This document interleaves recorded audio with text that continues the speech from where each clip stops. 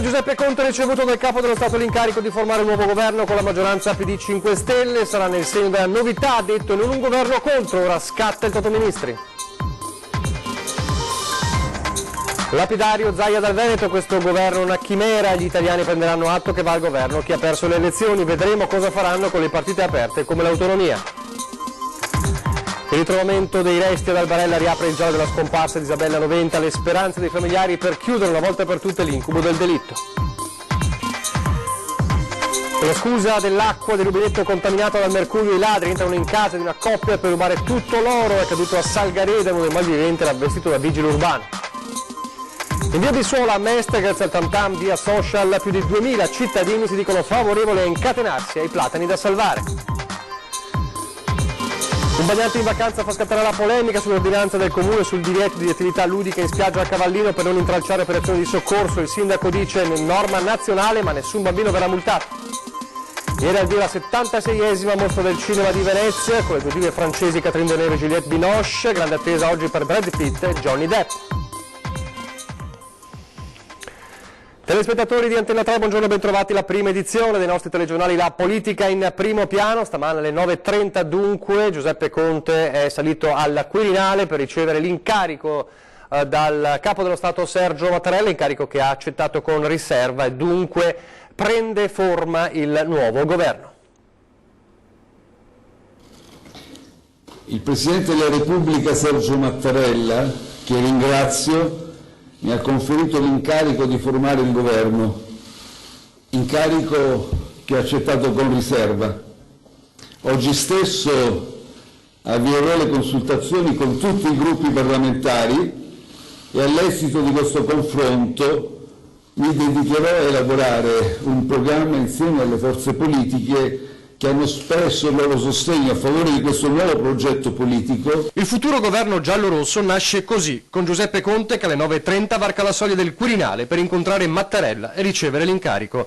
E dopo un'ora di colloquio le parole chiave per l'esecutivo in embrione. Non sarà un governo contro, sarà un governo per il bene dei cittadini, per modernizzare il Paese. Realizzerò un governo nel segno della novità. E questo il momento di una nuova stagione, un'ampia stagione riformatrice. Parole che riecheggiano quelle del segretario Dem Zingaretti ieri al Quirinale. L'esigenza ora di costruire un governo di svolta e di discontinuità per questo Paese. Non c'è alcuna staffetta da proseguire e non c'è alcun testimone da raccogliere.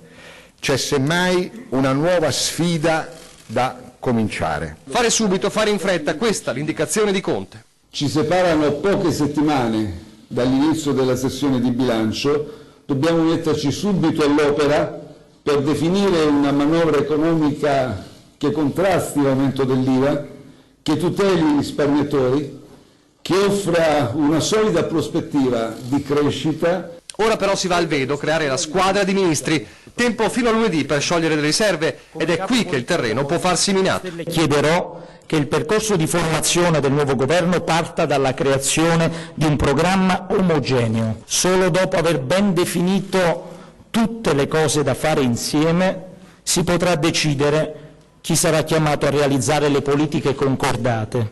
E su questo chiediamo che si rispettino le prerogative del Presidente del Consiglio dei Ministri e del Presidente della Repubblica. Dal Veneto intanto il commento del governatore Zaia è lapidario. È una chimera e ci vuole coraggio a mettere in piedi un governo come questo. Gli italiani prenderanno atto che siamo l'unico paese al mondo dove chi ha perso le elezioni governa. E comunque vedremo, poi valuteremo sui fatti, visto considerato che abbiamo delle partite urgenti che si chiamano autonomia, che si chiamano TAV, Pedemontana, grandi navi, Mose e molto altro ancora. Il centrodestra scalpita, Fratelli d'Italia chiama la piazza, Forza Italia si dice preoccupata, la Lega tuona. 60 milioni di italiani sono in ostaggio di 100 parlamentari che hanno paura di mollare la poltrona. Nel carroccio tuttavia non sono in pochi, pur non ufficialmente, ad addebitare lo stesso Salvini il suicidio politico di aver provocato la crisi e di esserne rimasto vittima, ma Zaia ne difende l'onestà di intenti. Ha fatto bene a staccare la spina, visto considerato che la contrapposizione ormai erano molte. È stato corretto anche perché ha detto se i no si trasformano in sì noi ci siamo,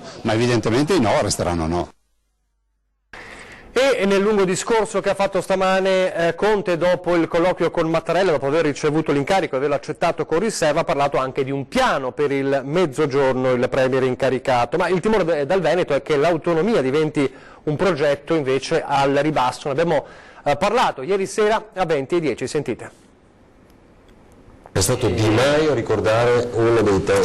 Salvini ne ha parlato, Salvini ha parlato d'altro. Ma penso che tra tutti i temi che può citare Di Maio l'autonomia dovrebbe veramente stare buono, perché io ricordo, io non voglio dividere il paese tra cittadini di serie A e di serie B, non voglio spaccare l'Italia, non voglio venire qua di là, è stato lui a chiudere il discorso autonomia. E noi anche da questo programma quante volte abbiamo detto che era ora di staccare la spina al governo perché sull'autonomia non si andava avanti, cioè ci vuole un po' di serietà e Di Maio sull'autonomia non ha proprio nessuna voce in capitolo perché ha fatto di tutto, è stato il nemico principale dell'autonomia. E sa che succede adesso? C'è un rappresentante del PD che si chiama Bonaccini, che è governatore di una regione al quale sarà difficile fermare l'autonomia, no? Ma infatti, e quindi anche voi, anche questo PD 5 Stelle... Zingaretti non ha mai detto di essere contro l'autonomia, anzi io ho partecipato prima, devo dire, della crisi a un incontro a Roma dove c'erano i colleghi dell'Emilia, della Lombardia e anche del Sud, proprio per mettere a punto una linea del Partito Nazionale sull'autonomia, quindi su questo dovrei ricordare a Zaia che l'unica preintesa che ha firmato sull'autonomia l'ha fatta col governo Gentiloni, perché col suo governo e col suo ma secondo me potrebbe diventare questo lo scenario, no? Adesso in molte meno materie. Qui, no? Le cose si misureranno sui risultati. Lasciamo la politica per la cronaca e tornare a parlare di quel ritrovamento di resti umani ad Albarella che riapre di fatto il giallo di Isabella Noventa, nelle parole del fratello, le speranze dei familiari. 2 reperti ossei rinvenuti nella spiaggia di Albarella fanno riaprire le speranze che possa trattarsi dei resti di Isabella Noventa, la segretaria di Albignasego, scomparsa nel gennaio del 2016 e della cui morte sono accusati i fratelli Freddy e Deborah Sorgato e la tabaccaia Manuela Cacco. Il trio diabolico attualmente in carcere dopo la condanna in appello dell'ottobre 2018. La procura di Padova in queste ore si è messa in contatto con quella di Rovigo per chiedere di verificare se ci possa essere corrispondenza con il DNA di Isabella. Intanto un medico legale di Ferrara sarà a breve incaricato dal PM Sabrina Duò di accertare se si tratta di ossa umane o animali. Se sarà necessario verrà poi fatta anche l'estrazione del DNA. Al telefono il fratello di Isabella, Paolo Noventa, pur nella tragedia spera si tratti della sorella perché solo così potrà mettere la parola fine a questa terribile vicenda. Io la notizia l'ho presa da voi, mi auguro che sia mia sorella, che riusciamo a dare un fine a questa storia e a mettere un po' più tranquilla, se possiamo dire tranquilla, mia madre.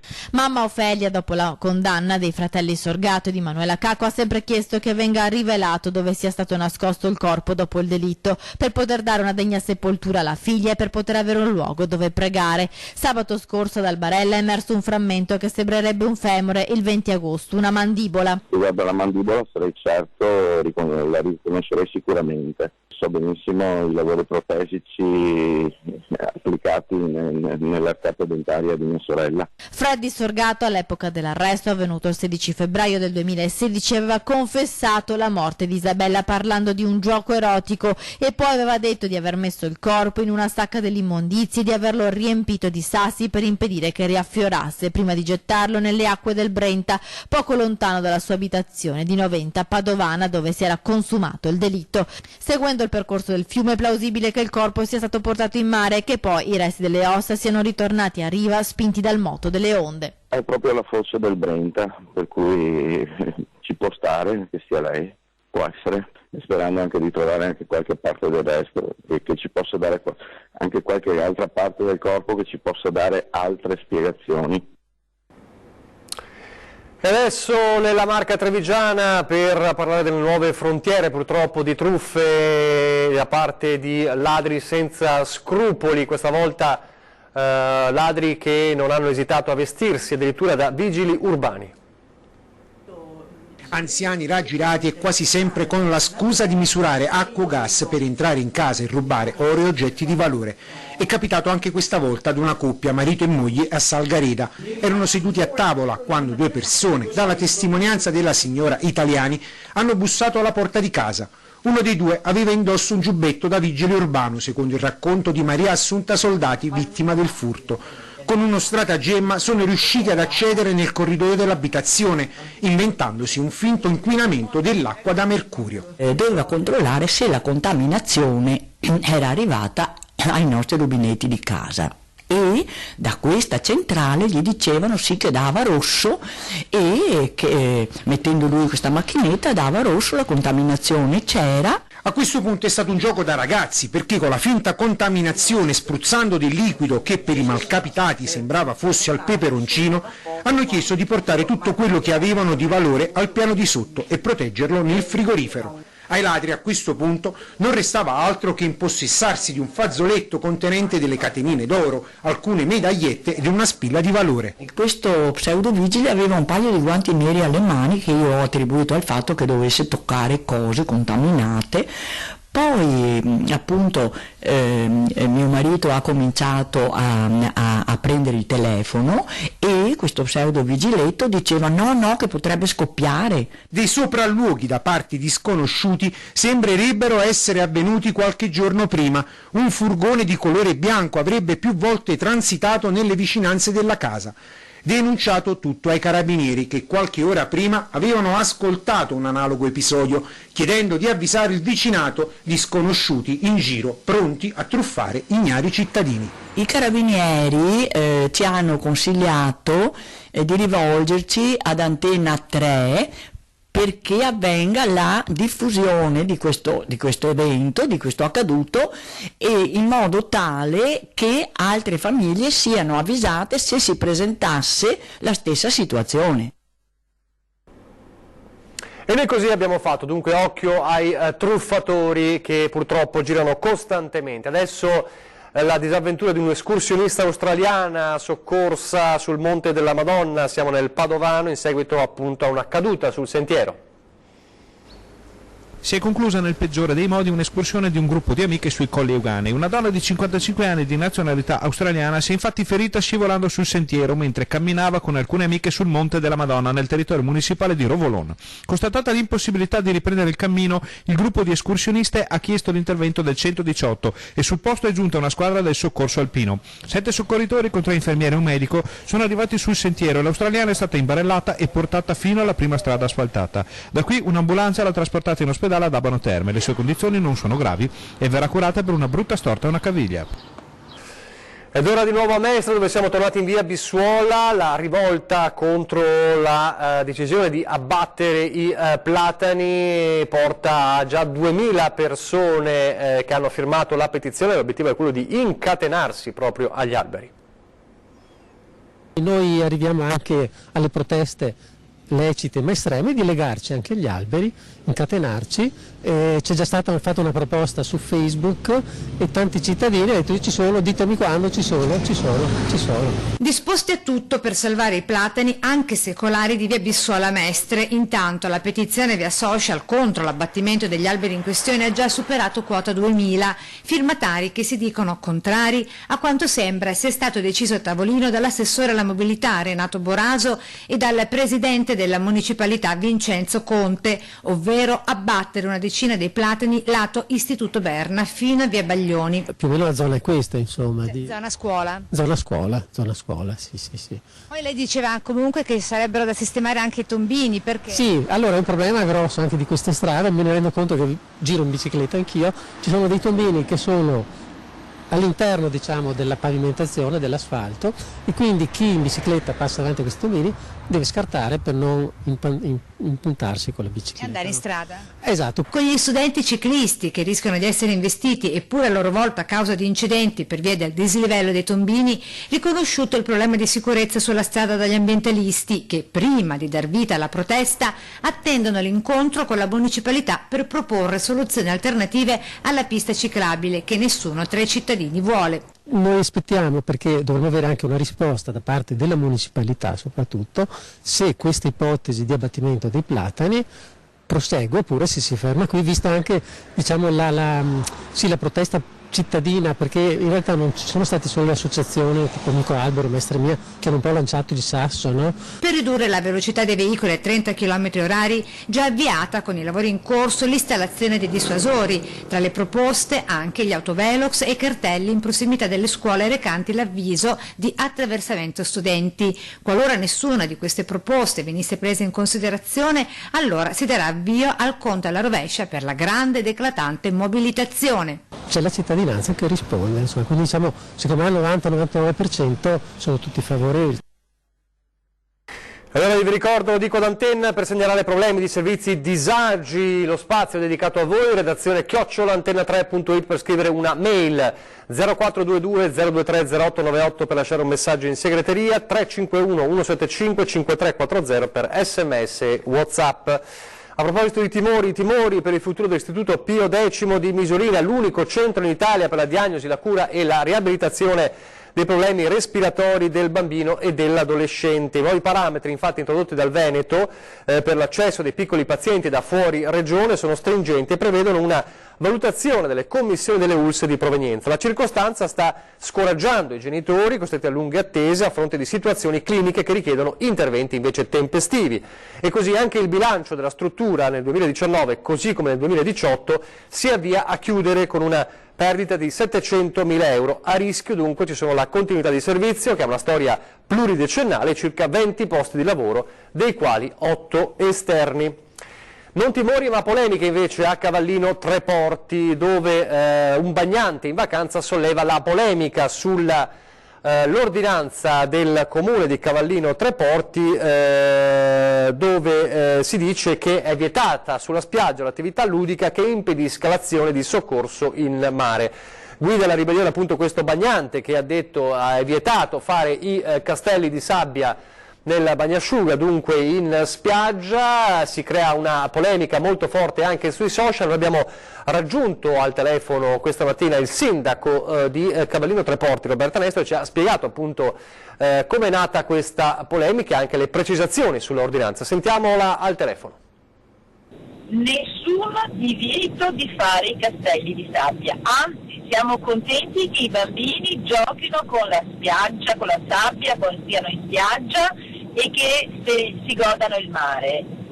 Da sempre tutte le spiagge italiane, ripeto, tutte le spiagge italiane, tutte le spiagge venete, e Cavallino Treporti da 20 anni recepisce la normativa nazionale e la normativa veneta, prevedendo i 5 metri di libero transito, cioè sul battente dell'onda ci sono 5 metri che devono essere lasciati liberi per i mezzi di soccorso, per i carrettini dei gelati, per chi vuole fare la passeggiata e quindi stare in riva al mare. Non devono esserci ombrelloni, mantenizi e gente che rimane sosta a lungo lì, ma per il resto tutto va bene.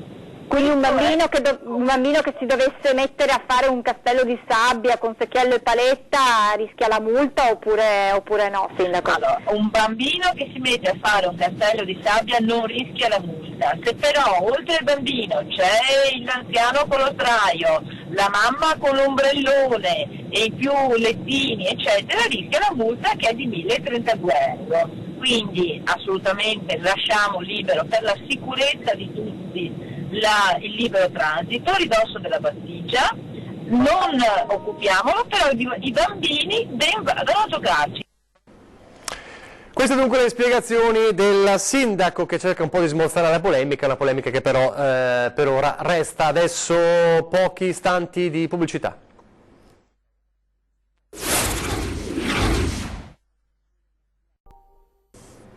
Rieccoci in studio in diretta, andiamo alla mostra del cinema adesso a Lido di Venezia con l'apertura ufficiale di ieri sera. Si è alzato il sipario sulla 76esima mostra del cinema al Lido di Venezia ed è un avvio scintillante con le due star francesi protagoniste del primo film della regista giapponese Hirokazu. Catherine Deneuve e Juliette Binoche, elegantissime, incantano il pubblico.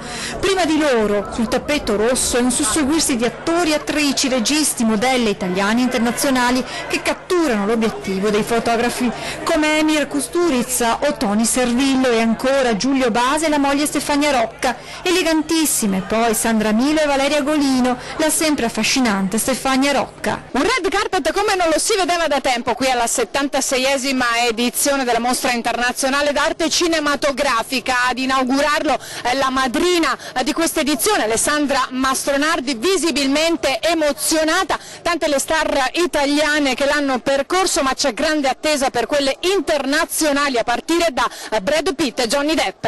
E sono i due attori americani più attesi qui al Lido di Venezia, soprattutto, manco a dirlo, dal pubblico femminile. Chi stai aspettando? Ma Brad Pitt sicuramente. E basta. Sì. È l'unico che ti interessa? Sì, diciamo di sì. Brad Pitt è uno tra i tanti, perché ho saputo che dovrebbe venire anche Johnny Depp. Beh, un selfie sarebbe il sogno. Vederli sarebbe già una grande cosa, poi comunque è la prima volta al Festival di Venezia, quindi sì, è un piccolo sogno. Spero che possa essere un'esperienza memorabile, adesso vedremo se con tutta la folla si riuscirà effettivamente ad ottenere un selfie, un autografo. In attesa dunque di rubare un autografo, una foto e perché no un selfie, ma c'è anche chi arriva da lontano qui al Lido solo per assaporare l'atmosfera della mostra. Molto bella l'atmosfera, non me l'aspettavo così calda, siamo soltanto qua a vedere un po' la situazione. È la prima volta al festival? La prima volta al festival, sì. Bello, l'anno scorso sono venuto soltanto un giorno, quest'anno riesco a fare 5 giorni, 5 film, mi piace. Allora il nostro Lorenzo Maier in diretta telefonica proprio dal Lido di Venezia per raccontarci un po' la mostra che oggi entra nel vivo. Nel frattempo pare insomma che si sia chiuso il cosiddetto caso Polanski, è così Lorenzo? Sì, buongiorno Nicola, buongiorno ai nostri telespettatori. Dicevi bene, si è chiusa la polemica che ha tenuto banco nella prima giornata inaugurale della mostra, con le scuse ufficiali che a detto della produzione del film sono arrivate da parte della Presidente di giuria, quindi caso chiuso. Oggi la mostra vive un secondo giorno all'insegna subito dei grandi personaggi. Una scelta precisa, quella del direttore della mostra Alberto Barbera, perché già oggi in questi minuti sta parlando in conferenza stampa il primo Leone d'Oro di questa 76esima edizione. Stiamo parlando del regista spagnolo Pedro Almodóvar, che in questi istanti sta appunto tenendo la sua usuale conferenza stampa qui al terzo piano del Casino. Ha detto che ritiene questo premio un premio glorioso, che è così in un certo senso una riparazione, perché nel 1983 venne per la prima volta qui a Venezia il regista non venne capito, anzi venne molto discusso questo Leone d'Oro che la Biennale gli ha voluto attribuire, quindi per lui è il segnale che il tempo ha dato ragione alla sua produzione cinematografica, che come sappiamo è sempre stata abbastanza liberale in molti aspetti. Poi ha sottolineato come Madrid è stata per lui la scuola di vita, la notte madrilena, ha detto poco fa, è stata la mia università della vita. Oltre a Pedro Almodóvar, che questo pomeriggio sarà in sala grande per ritirare questo riconoscimento da parte della Biennale, oggi è il grande giorno per Brad Pitt. Da giorni ormai è avvistato, inseguito, bramato un po' da tutti. Oggi sarà qui alle 14 per la conferenza stampa e poi per il suo film. Da notare Nicola che dalle 7 di questa mattina ci sono i suoi fans che sono in attesa con tanto di ombrelli, lettini e quant'altro, che campeggiano davanti al red carpet nella speranza di incrociarlo. Un'altra cosa importante in questa giornata sarà la presenza di Miss Italia sul red carpet. Ci saranno le 85 finaliste in corsa per lo scelto di quest'anno e ci sarà soprattutto anche Miss Italia incoronata lo scorso anno. Quindi questi tre motivi direi che sono la parte fondamentale della giornata. Maier, ci darai questa sera come sempre tutti gli aggiornamenti insomma con i servizi dalla mostra del Lido di Venezia. Siamo in chiusura, solo per ricordarvi l'appuntamento con 20:10 legato allo sport questa volta, è legato anche a una notizia un po' di oggi, perché è ufficiale che il CT della nazionale italiana Meo Sacchetti, nell'imminenza dei mondiali di basket che iniziano ormai praticamente fra 2 giorni in Cina, ha effettuato gli ultimi 2 tagli, confermando quindi nei 12 che partono alla volta della Cina con la nazionale italiana ben 2 giocatori, due giocatori dell'Onghi Treviso Basket, uno per la nazionale italiana e invece uno per la sua nazionale neozelandese. Quindi 2 giocatori dell'Onghi Treviso Basket giocheranno in mondiali, sono il centro della nazionale italiana Tessitori e il neoacquisto estivo della DeLonghi, il neozelandese Isaac Fotu. E allora proprio di basket questa sera parleremo, perché avremo con noi ospiti 2 stelle della DeLonghi Treviso, Lorenzo Uglietti e Matteo Chillo, che con loro parleremo anche del campionato di Serie A che sta per iniziare, una Serie A che vede appunto ritornare ai piani alti proprio Treviso. Quindi da non perdere questa sera la puntata di 20:10. E adesso vi lascio alle previsioni del tempo, grazie per averci seguito. Arrivederci.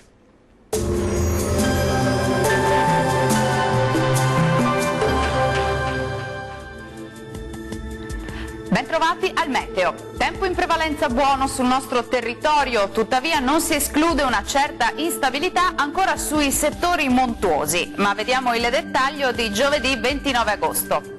Sul Veneto avremo un ampio soleggiamento con cielo al massimo poco nuvoloso al mattino. Qualche addensamento sulle Alpi e sui settori più occidentali della regione, quindi sul Veronese e sul Vicentino, aree dove potrebbero anche aver luogo dei temporali, specie a partire dal pomeriggio. Sempre asciutto invece altrove. Temperature in linea con la media del periodo, minime comprese tra 18 e 23 gradi, massime tra 29 e 33 gradi circa. Bel tempo anche sul Friuli Venezia Giulia, con condizioni stabili e tanto sole su tutti i settori, occasionali acquazzoni solamente sull'Udinese e sul Goriziano durante le ore pomeridiane. Temperature invariate, minime tra 20 e 24 gradi, massime oscillanti invece tra i 29 e i 33 gradi.